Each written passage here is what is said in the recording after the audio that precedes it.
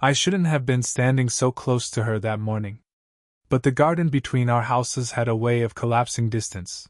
A low hedge, a narrow strip of soil, and there she was, bent slightly over the roses, a green watering can tilting in her hand. The water shimmered as it spilled, catching sunlight, sliding over petals, and I couldn't stop noticing the way her wrist moved, careful, almost tender. She looked up at me, her dark hair pulled back loosely, strands falling forward with the weight of the day's warmth. There was something in her eyes, not surprise, not quite welcome either, but a pause, like she was deciding how much of herself to let me see. "You're awake early," she said, her voice low but steady, brushing the air like the scent of the roses themselves. I nodded, shifting the garden gloves in my hand. "Couldn't sleep. Thought I'd do something useful." She smiled, faint and knowing, the kind that lingers longer than it should. "Useful," she repeated, like she was testing the word. I offered to help. Not because the flowers needed me, but because she did. Or maybe because I needed an excuse to be near her. She passed me a small pair of shears, her fingers grazing mine, not accidentally, not deliberate either. The kind of touch that leaves no mark but stays in the skin. The air between us changed then. It wasn't louder, just denser. The quiet hum of the neighborhood faded into the background, and the world reduced itself to two people standing too close among roses. She moved to adjust a stem, her shoulder brushing lightly against my arm. My breath caught before I could disguise it. I glanced at her, and she caught me, caught the look, the hesitation, the pull I didn't mean to show. Her lips parted, as if to speak, but she only breathed in, let it out slowly, and returned her attention to the flowers. The silence felt deliberate, waited. I tried to fill it. "You always take care of them so carefully. They look better than mine." She tilted her head toward me, that faint smile curling again, but softer this time. "That's because you don't talk to them." Her teasing should have been nothing more than neighborly banter, but it landed differently, as though she was saying more than the words allowed. I swallowed, unsure of whether to laugh or let the silence stand. When the watering can ran dry, she set it down on the edge of the garden wall, brushing her palms together, little flecks of soil caught under her nails. She glanced at me, eyes holding longer than they should have. Her voice dropped, softer, closer. "If he asks, I'll tell him you were helping me." The way she said it, calm, unhurried, sent something sharp and unsteady through me. She hadn't needed to explain, hadn't needed to prepare an excuse. But she did. As though she'd already imagined the question, already written me into her defense. I opened my mouth to reply, but nothing came. My throat tightened. My hand still gripped the shears too firmly, knuckles pale against the handle. Before I could gather words, a sound broke the moment. A door creaked open from her house, slow, dragging, familiar. She looked at me, eyes wide this time, not with panic, but with something else. Something suspended. Neither of us moved. The roses swayed slightly in the morning breeze, and the water still clung to their edges, trembling like it hadn't decided whether to fall. And then, footsteps. The door closed again, not fully, but enough to soften the threat of being seen. We stood frozen, her hand hovering near the watering can, mine still clenched around the shears. For a long second, nothing existed but the sound of those retreating footsteps, fading into the hush of the house. She exhaled, low and slow, then gave me a look I couldn't read, half warning, half surrender. "You should probably go," she whispered. But she didn't move, and neither did I. Instead, she bent toward the flowers again, brushing a wet petal with her thumb, the fabric of her blouse falling loosely against her frame. I caught myself staring and forced my eyes to the soil, the tools anywhere but her. Still, the scent of damp roses and faint perfume wrapped around me, impossible to ignore. "You ever live alone?"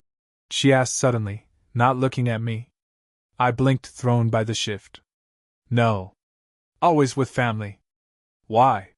She tilted her head, her hair slipping from its tie. "Because it's different. Some days you think you need the quiet, and other days it feels like the quiet is swallowing you whole." I studied her profile, the faint line at the corner of her mouth, the strength in the way she held herself. She didn't look fragile, she looked practiced, like someone who'd learned how to carry solitude without letting it show. "Were you lonely?" I asked before I could stop myself. Her fingers tightened around the watering can's handle. A pause. Then she smiled, quick and thin. "That's not a fair question." I wanted to take it back, but her answer told me more than silence would have. I set the shears down, my hands restless. "I don't think you should have to explain yourself," I said quietly. "Not to me." Her eyes flicked to mine, sharp, searching. For a moment, I thought I'd overstepped. But then she touched my arm, lightly, fleetingly, as though testing whether she could. The touch was nothing, barely a brush of her fingers, but it made my skin buzz. I shifted, trying to mask it with movement, crouching to trim a stem that didn't need trimming. My heart beat louder than the faint trickle of water dripping into the soil. She stood so close that when she leaned over to guide my hand on the shears, her breath ghosted against my temple. "Not like that," she murmured. "Angle it here. See?" I nodded, though I didn't see at all. I was too focused on the warmth of her, the nearness that felt deliberate yet restrained, like she was drawing a boundary she didn't want to. "You learn fast," she said, pulling back at last. Her tone was even, but her eyes lingered, softening just enough to betray something more. The silence stretched again. This time, it wasn't empty. I wanted to ask her why she said what she had earlier. "I'll tell him you were helping me." The words hung between us still, heavy, waiting. But I couldn't. Instead, I asked, "Do you ever regret not doing something? When you had the chance?" She froze, her lips parting, as if I had reached further than I was allowed. Then she looked away, toward the roses bending under their own weight. "Every day," she said, so quietly I almost didn't hear. The ache in her voice filled the space between us, and I didn't know what to do with it. I wanted to touch her hand, to offer something more than silence. But my body stayed still, tethered by the thin thread of restraint that neither of us dared cut. She reached past me for the shears, her hand brushing mine again, longer this time, almost intentionally. Neither of us moved away. For a second, our hands rested together on the handle, the metal cool beneath our skin. Her eyes lifted to mine, and the air shifted, thick with something neither of us named. Then she let go, stepping back, but not far. "Thank you," she said, though I hadn't done much. Her words didn't sound like gratitude. They sounded like something else, like recognition, or maybe permission. The sun was higher now, spilling warmth across the garden. Still, I felt colder when she pulled her hand away. We stood facing each other, both pretending to look at the roses, neither saying what we wanted. But in the quiet, in the charged space where her touch still lingered, something bound us tighter than words could. And for the first time, I wasn't sure either of us wanted to loosen it. The following afternoon, I found myself in her garden again. I hadn't planned it. Or maybe I had, walking slower past her house, telling myself I was just checking the mail. But when I saw her bending over the roses, sunlight catching the curve of her cheek, I stopped. "You came back," she said without turning. "Maybe the flowers needed me," I answered. She laughed under her breath, a sound that stayed in the air longer than it should. I stepped closer, the earth damp beneath my shoes, the air thick with the sweet, heavy scent of roses. She handed me the watering can, our fingers grazing in a now too familiar rhythm. Neither of us pulled away quickly. Before I could say anything, her phone buzzed on the wall. She glanced at it, lips tightening, then silenced it without answering.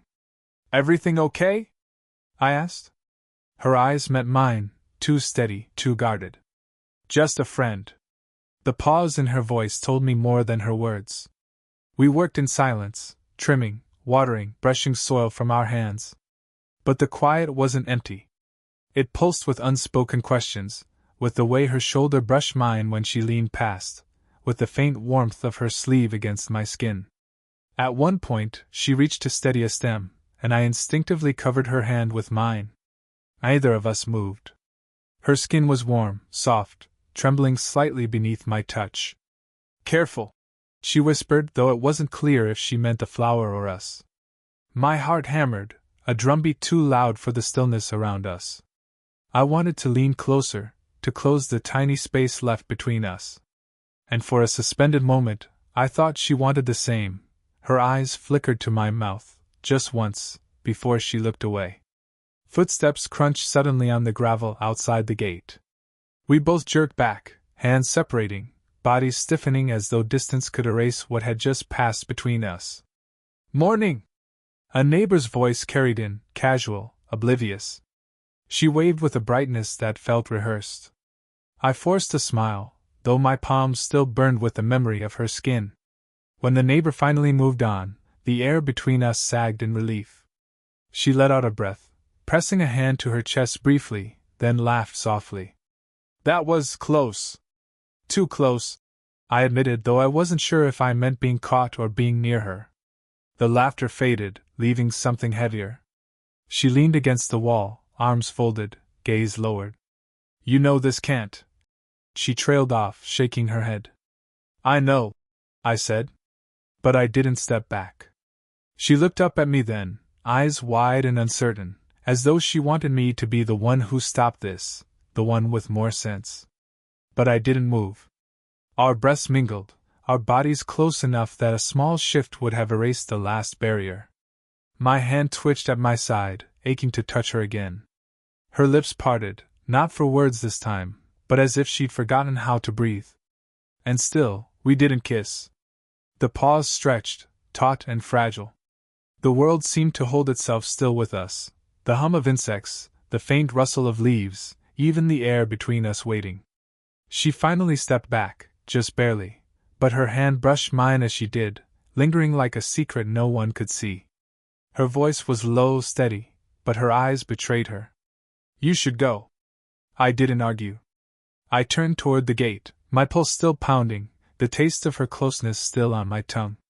But as I left, I felt it, her gaze following me, burning hotter than any touch could. The garden had begun to feel dangerous. Not because of who might see us, but because of what kept happening when no one did. That evening, the air was cooler, shadows stretching across the hedges. She was already outside, sleeves rolled up, pulling dead leaves from the soil. I should have kept walking. I should have waved, gone inside. But the sight of her, hair loose this time, brushing her shoulders, the late light softening every line of her face, pulled me in before I could think better of it. "You again," she said, but her tone carried no protest. "Couldn't stay away," I admitted, more honestly than I meant to. Her hand stilled. She looked up, eyes holding mine for too long. Then she turned back to the roses. "You shouldn't say things like that." I stepped closer anyway, crouching beside her. "Why not?" "It's true." Her breath caught, small, sharp, and she brushed soil from her palms as though busying herself could erase what I'd just said. For a long moment, we worked side by side in silence. The quiet wasn't comfortable anymore.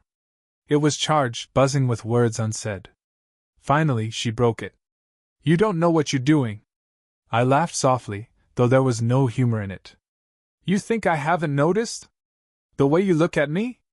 Her eyes snapped to mine, wide, unguarded. For once, she didn't deny it. I reached up before I could stop myself, brushing a strand of hair from her face. My fingers lingered against her temple, tracing the warmth of her skin. She didn't move away. If anything, she leaned the tiniest bit closer. "You should go inside," she whispered, but her voice trembled. "And if I don't?" I murmured, my face inches from hers, my breath mixing with hers. Her chest rose and fell too quickly, her hands tightening against her sides as though she were holding herself back from something reckless. "You're too young," she said finally, the words spilling out sharp, almost desperate. "And you're too beautiful," I countered, my voice low, steady. Her lips parted, her eyes shining with a mix of anger, longing, and fear. "You don't understand what this would cost me." I stepped closer, closing the gap until my arm brushed hers. "Then explain it. Tell me to stop." She stared at me, silent, trembling. But she didn't tell me to stop. The night thickened around us.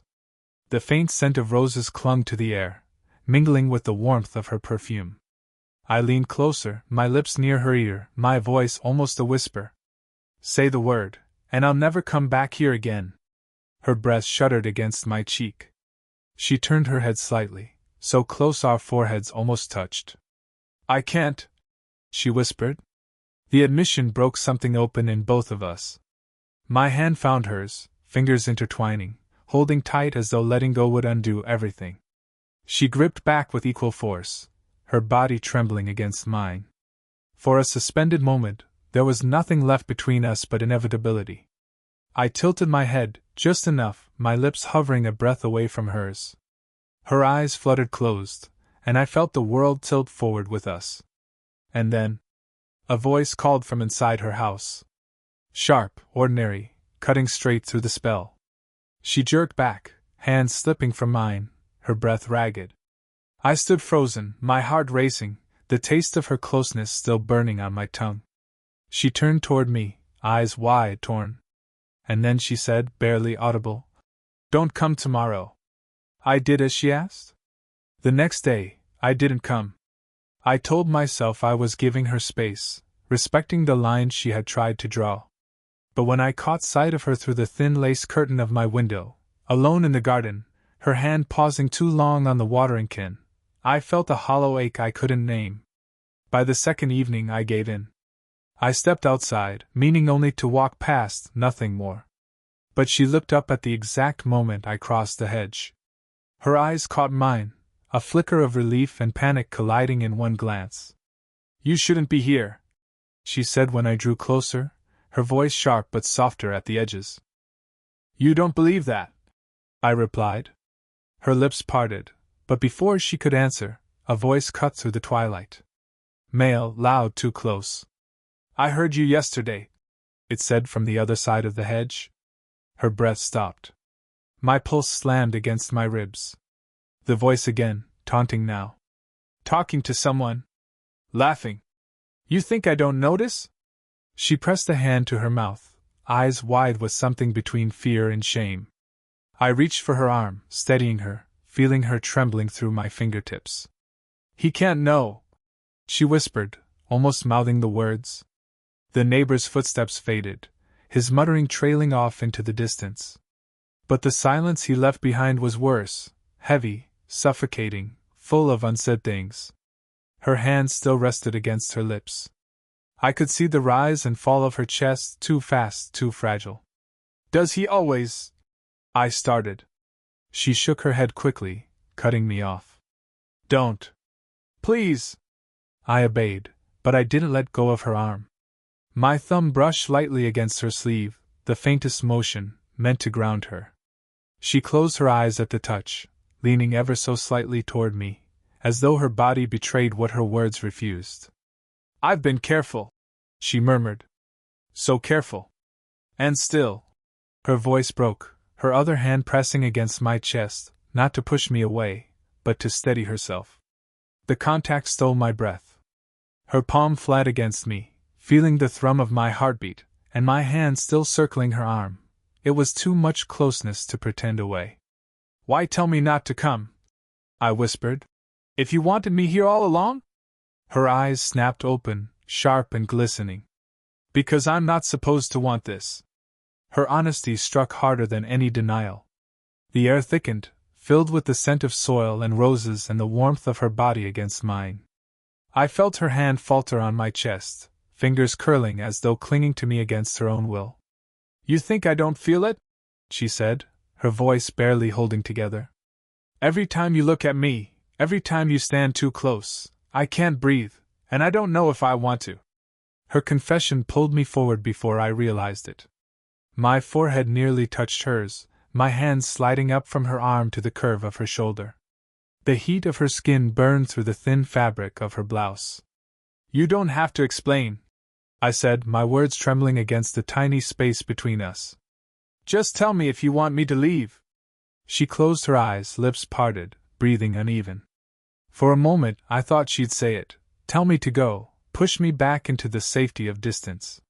But instead, she whispered, "Stay."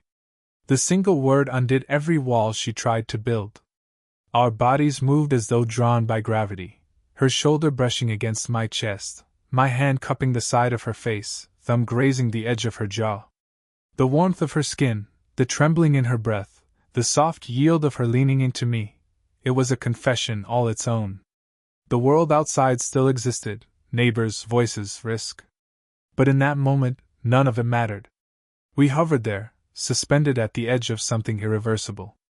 Her eyes opened, dark and shining, searching mine as though waiting for me to bridge the last inch. And then, she whispered again, firmer this time, though her voice shook. If we do this, there's no going back.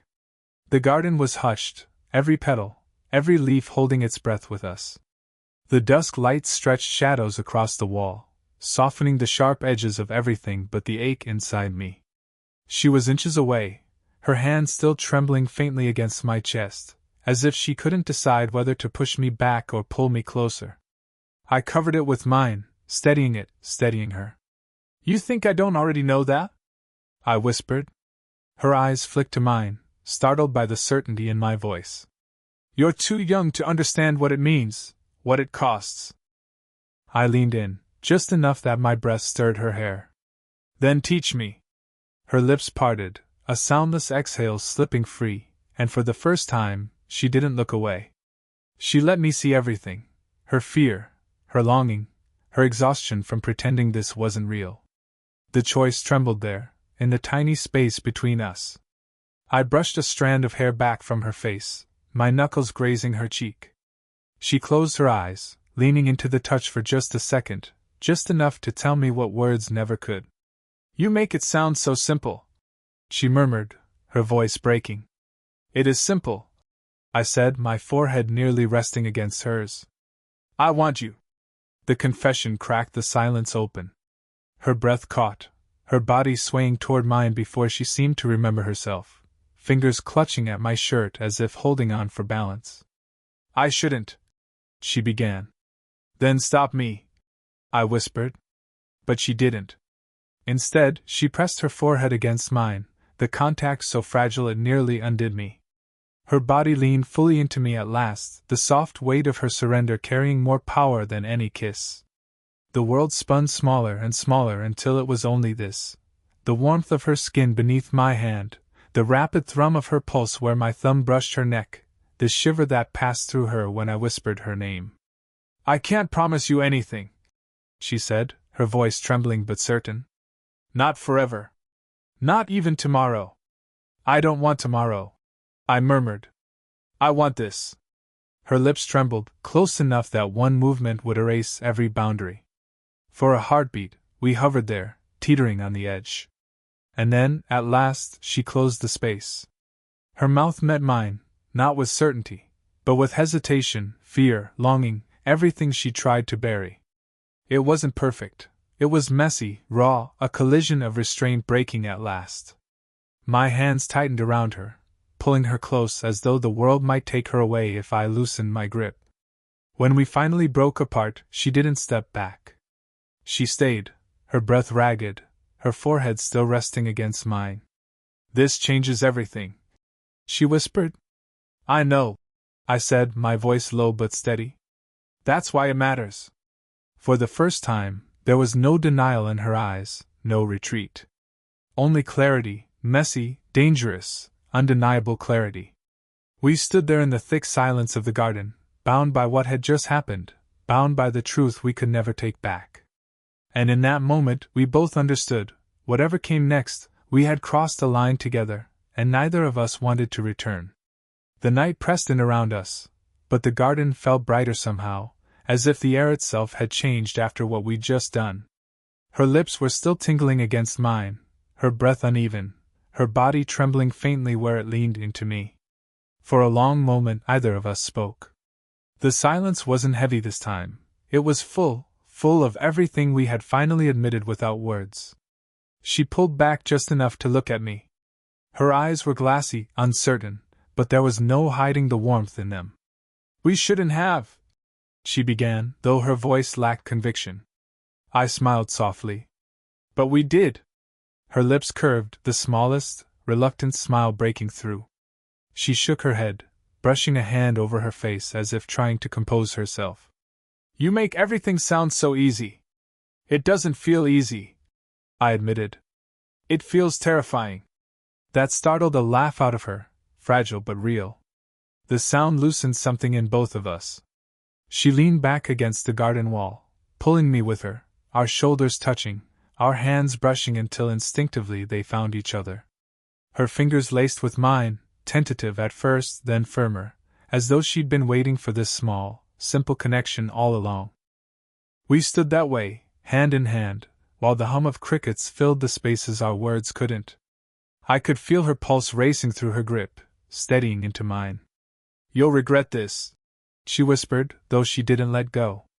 Only if you do. Her eyes searched mine, a storm of doubt and longing flickering there. Finally, she exhaled, leaning her forehead gently against mine. No, she said quietly. I don't regret it. Relief washed over me in a wave so strong I nearly pulled her into another kiss. Instead, I wrapped my arms around her, drawing her close in an embrace that felt more intimate than anything else we'd shared. She melted into it, her cheek pressed against my chest, her breath steadying in time with my own.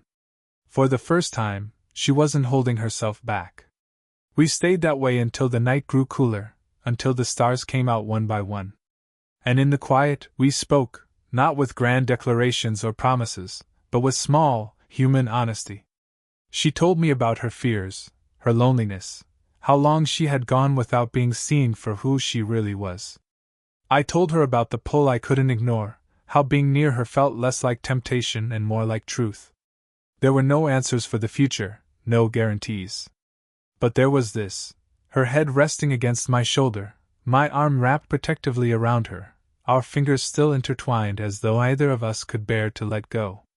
When she finally lifted her face to mine, it wasn't for another rushed kiss.